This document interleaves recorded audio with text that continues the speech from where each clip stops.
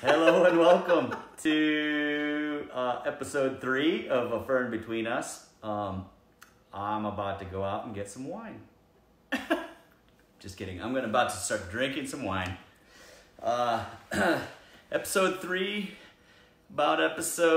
it's only early day, about 25 of lockdown. It seems it kind of feels like episodes, though. You're right. Episode 25 of being stuck in the house. And how are you doing? How are you handling it? Let's do a quarantine check-in. Ooh, quarantine check-in. Pretty good. I've been, pruning and doing all kinds of stuff around the farm. Not too much. Irrigating like crazy. The ditch is on, so that's kind of fun. Got my first slight sunburn. Responsible sunburn, if there's such a thing. Actually, that was kind of a thing. I got so confused about staying in the house that I now don't know how to go outside of the house. Got a horrible sunburn sitting out on the patio. So evidently I need some tutorial on how to leave the house again. Yeah, I think she thought it was she was still inside just enjoying the sun or something. I don't know. Yeah, you got toasted. That was bad. Yeah. Anyway, we are 2 of the 4 owners of Vivac Winery. I'm Michelle. I'm Jesse. Liliana and Chris are watching with you. And cheers, guys. Yeah, cheers. And another check-in is, how is the winery doing? Winery's okay. I mean, we're going to survive this. No business model predicts a 20% sales for months on end or whatever, but our costs go down a little bit too, and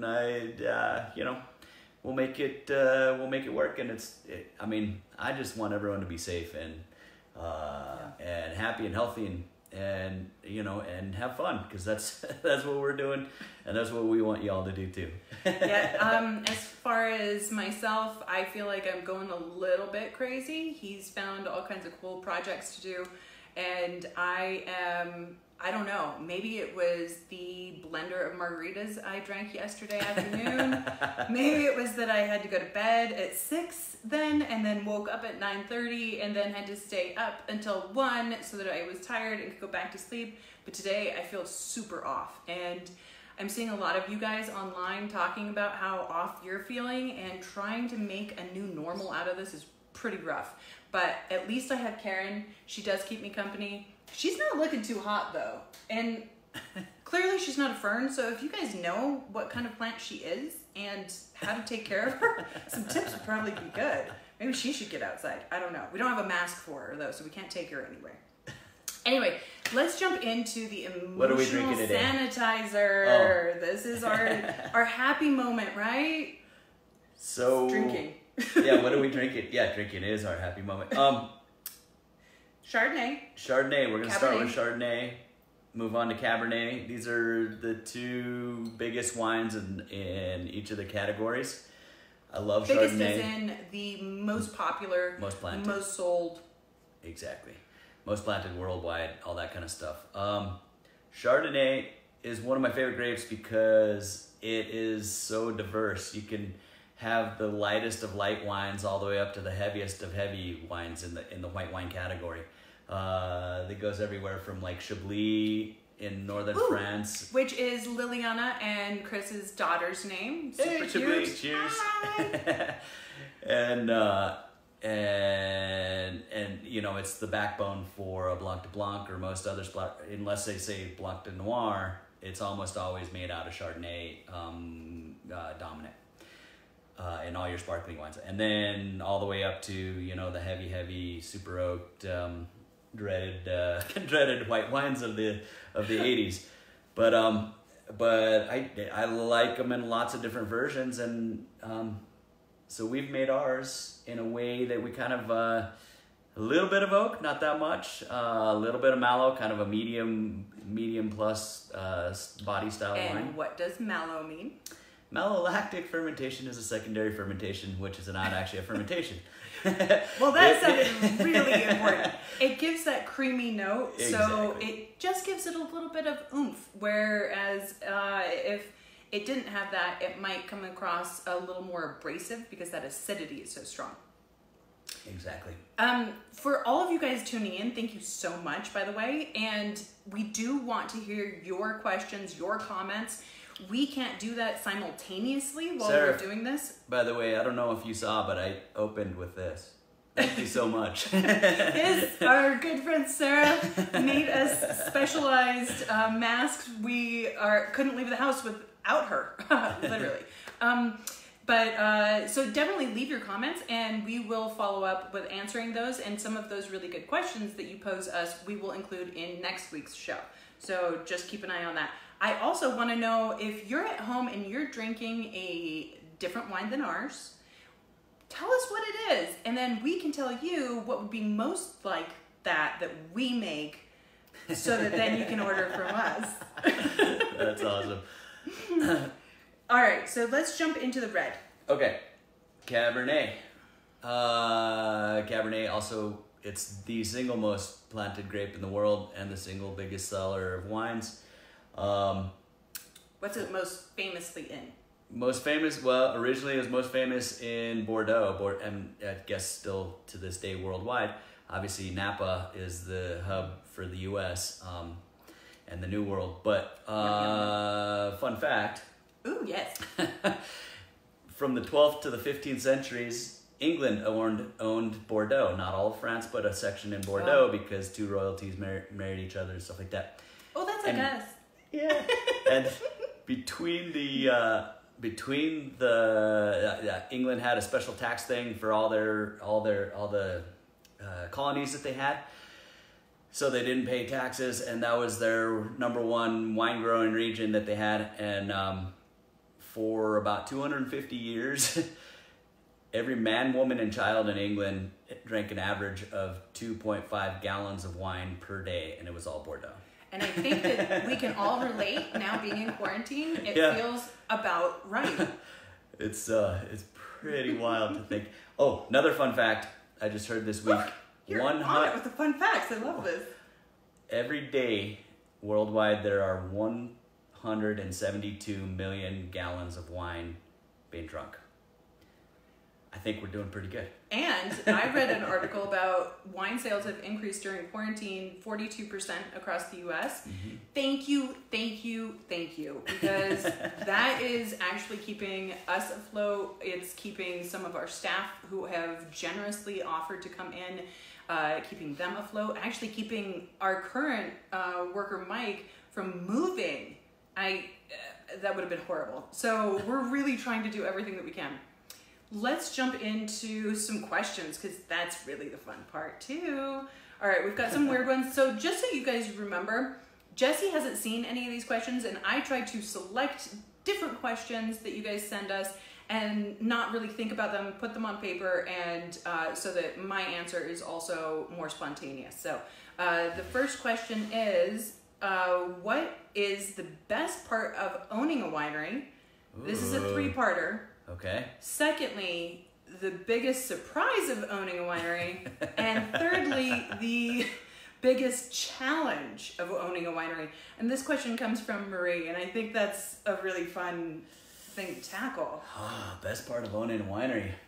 The free wine. Yeah. I'm so sorry, you guys, but we actually live next to the winery. So this is really fine. We're so comfortable on a beautiful farm. I mean, we're kind of spoiled. I love owning a winery for the free wine. It comes with a challenge of not becoming a hardcore alcoholic. You know. But, you know. That's the challenge. Great. What about the biggest surprise? Biggest surprise in owning a winery? I didn't think that, I don't know. I feel like, to me, I feel like people love me for no reason. But that is a cool thing. If you take winemakers to a wine event, they are like rock stars, and it's actually a little alarming as a wife, because you watch these girls literally fling themselves at the winemakers. We were at an event where a girl jumped on him. We were also at an event where a girl lifted her skirt at both of our winemakers. I am not making this up. I don't know. Woo! You know? I think one of the surprises is that 22 years later, it feels like it really does feel like we just blinked. And there have been highs and lows, and some of those lows felt like we might need to sell the winery and just run off to another country, or I don't know. It's been really challenging as you try to make money and build something from the ground up. And a lot of wineries start as handed down through the generations. And so you see them succeed so well, and we're hoping that that's what you see your kids see from us as our kids take over. But I think it's really been surprising at our grit. I'm just gonna pat myself on the back. Yeah. No, it did take us about 10 years to get to where we weren't posting a negative every single year on the financials. So anyway. All right, so moving on. Question 2 comes from Lindsay, and she wants to know how to make a great spritzer. Ooh. So generally speaking, wine purists say don't put ice in your wine, don't dilute it by adding something else to it. But let's face it, you want to be drinking all day, every day while you're in quarantine. You're at home, having a hard time, working from home with your kids. So I think a spritzer is actually the greatest answer because it awesome. Lowers how much you're drinking, but you can soothe the nerves. Yeah. It lowers the alcohol content of the, and it's so light and refreshing. It's awesome, and I think part of our biggest problem in the wine world is this stodgy ratings and what you should and shouldn't do, and it turns a lot of people off. And no, you should have fun. It's not about. I mean, you can get into the facts and the data and all that stuff if you want to, and the finest of the fine, and the this is I only drink 98 points and above and things like that. But for most people, knowing what they like is perfect, and know what you like, do it. You're great. It doesn't have to be stiff and stuffy. A year ago, we were in Central Europe, and we got to spend 2 months there. And when we ended up at Easter time, which is just here on Sunday, so we spent Easter actually in Austria, so not technically Central Europe anymore, but we were introduced to some really fabulous spritzers, because they really encourage drinking literally all day. I mean, wow, yeah. What time was it when we met up with Stefan? Early. early, and he took us on a tour. There was still dew on the leaves, let's put it that way. Yeah, and everywhere we stopped, we were handed a spritzer, and it was fabulous. Spritzig, thank you.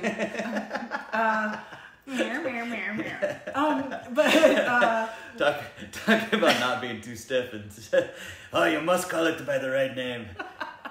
German. So, generally speaking, a little bit fruitier wine does a better job because it carries some of those fruity aspects over. If you do a super, super dry wine with adding sparkling water to it, it can be a little harsh on the palate.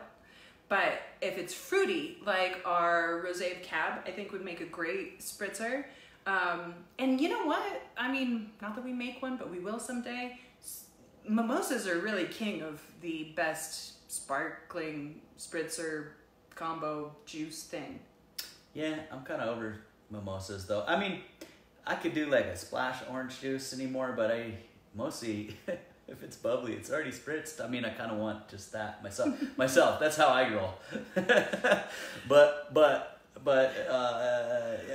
if you're gonna drink all day, and you're trying to dilute it, exactly. I think that's Did you answer the question though? How to make the best one?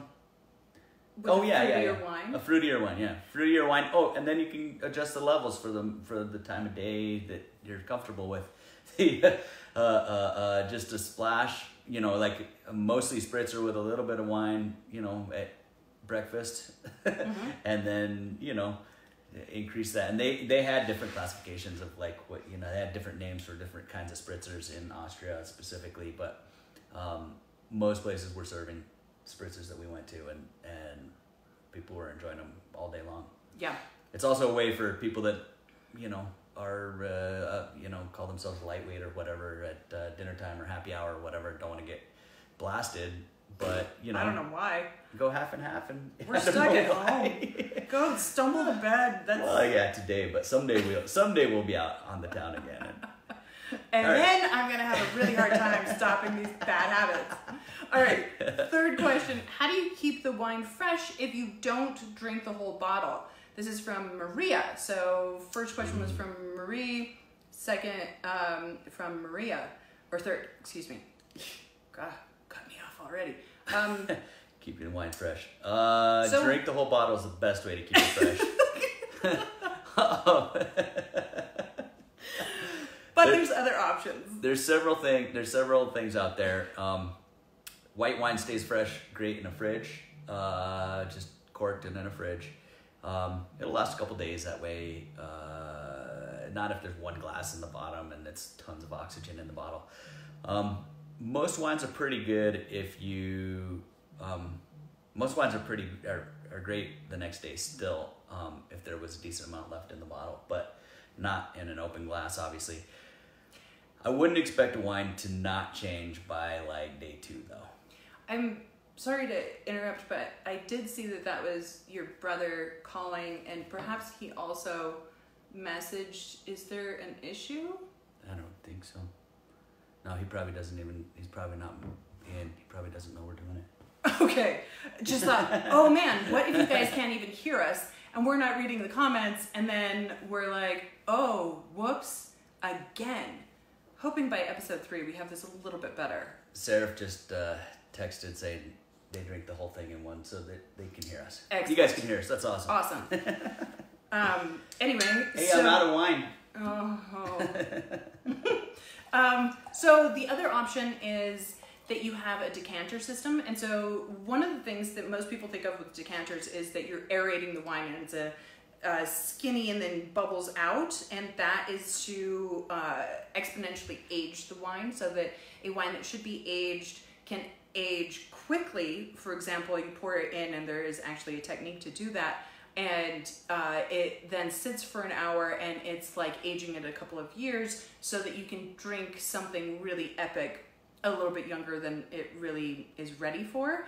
But another decanter system is a smaller one that looks like just glass, kind of like this shape, but are smaller. And so if you drink half the bottle, then you can pour the rest into that. If you drink... Do those work? They do, because they cap out the airspace, and so they have a cork. So you pour it up to the top, and then it's not a cork like this, but like a crystal or whatever plug. And that keeps the aeration from changing your wine as much. There's another option, which is where they have the vacuum that sucks it out. And here's the thing with that. If you're a wine snob and you're trying to save a really good wine, it's actually going to bruise the wine, and it will taste different. So I don't like to promote those, but most people also are not going to be as picky as I am about the nuances, and you might not even notice, and those two tend to sort of work. Also, put your red wine in the fridge. Yeah, put your red wine in the fridge, take it out an hour before, and before you're gonna start drinking, it'll be at room temperature, and then you're good. And that'll preserve it. If it's gonna be a couple days, definitely do that. Yeah. If it's just tomorrow, don't worry about it. So that's a great question. Also, the more you drink, the more you up your tolerance. So I highly recommend on exercise, and that is drinking more. Good call. All right, we're moving on. What wines pair with homeschooling or e-learning? And this is from Linda. I love this question. I think we're all struggling a little. A lot of my friends have talked about they have their kids at home, they're trying to work from home, they have their husband also trying to work from home. And we don't live in these giant houses like the superstar movie stars and models, and they're, you know, in the pool and having a great time. So we've got practice with this because our daughter has she's been doing kind of pseudo school, you know, not pseudo school. It's a great school, an insanely great school, and but it's hard. half of it's at home. So you've been having, for a handful of years now, you've been having a child at home. Well, what do you drink today? So early on, I actually felt like it was harder when she was going to regular public school, and we had homework time at the end of the day every day, and I couldn't get through homework time without a glass of wine. And I think a bunch of people are experiencing that right now. It was so hard. It was too hard to cope with. The screaming, the crying, and she would ask me to stop, and I couldn't. No, really, we were both screaming and crying.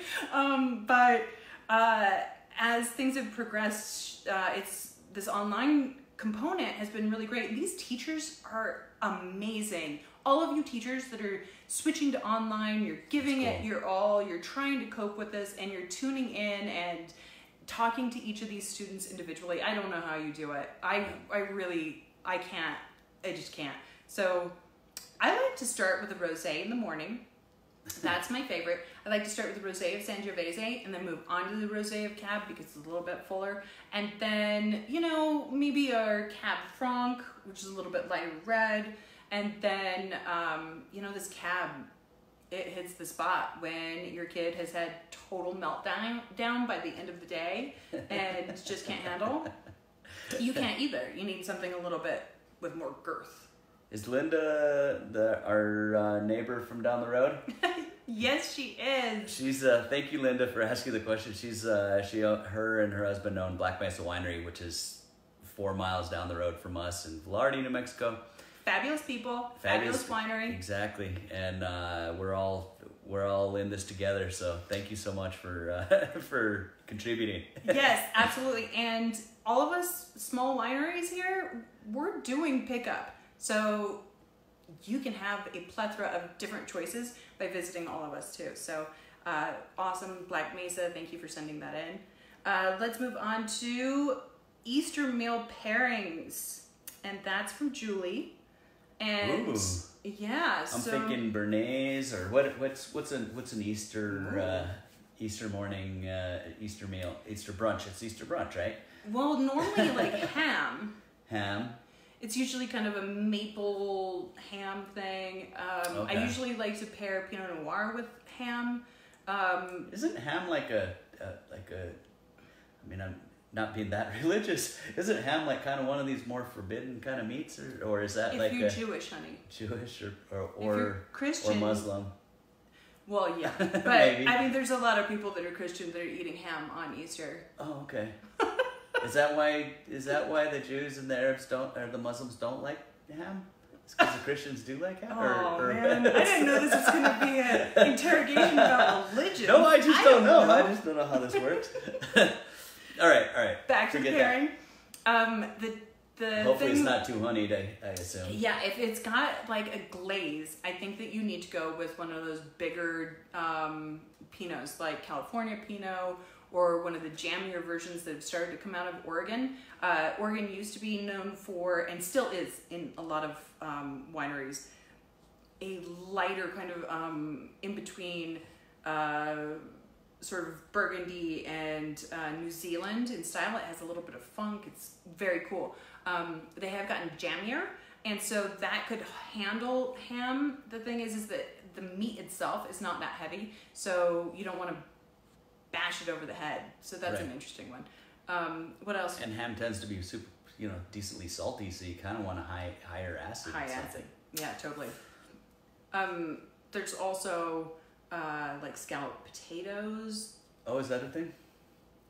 Why don't I know what an Easter means? I don't know. Easter confuses me. Never been to Easter. Easter confuses me. Is it egg? I thought it was eggs. I don't know.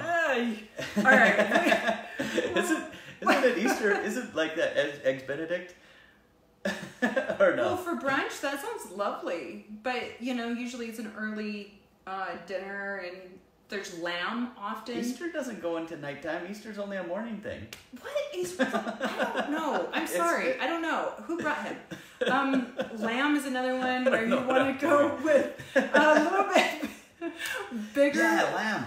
Ooh, we could do lamb for Easter. That sounds good. Lamb chops are great with all kinds, with Cabernet. With Cabernet, usually you want to go a little bit bigger because it is a very intense, meaty flavor that is unique to its own sort. I don't know how to describe lamb without it sounding gross, but I actually think it's delicious. But anyway, if you have more questions specifically for the dish that you're going to be making, send them our way and we will try to do a nice pairing for you. That sucked as far as... And we'll answer you before Saturday, so you can actually go out and get these wines. Exactly. So just to finish up, we are open daily, 1 to 5 for pickup. So you order ahead, then you don't have to worry about anything. There's plenty of space on our property, so you can social distance like crazy. It's 505-579-4441. If you want to order, call, ask for our picnic pickup. We have all of our gourmet awesome treats that you can get. We have caviar, we have great cheeses, we have prosciutto. You have time for a tip? Yes, and just to be, you can also order online and we're also shipping. Okay, now, what's your fun tip of the day? Oh, my tip of the day. That you were that you had it. Okay, let's see. My tip, you guys enjoy wine. It's meant to be fun. Don't get hung up in the details unless you want to. It's supposed to be fun. Yes. When you taste something and somebody else tastes something else, that doesn't mean you're wrong. Like, nobody can tell you what you did or did not taste in there. So if it tasted like cranberries to you and it tasted like strawberries to somebody else, like, just because they know more about wine doesn't mean that you were wrong. And this is a long tip. That's what she said. All right, that's it for today. We will be answering your questions. Make sure to message us if you want something answered next week. We're going to keep doing this live on Facebook, and we will, after this, post it to YouTube as well. We love you guys. Thank you so much for tuning in, and we will see you soon. Just the tip. Oh, God.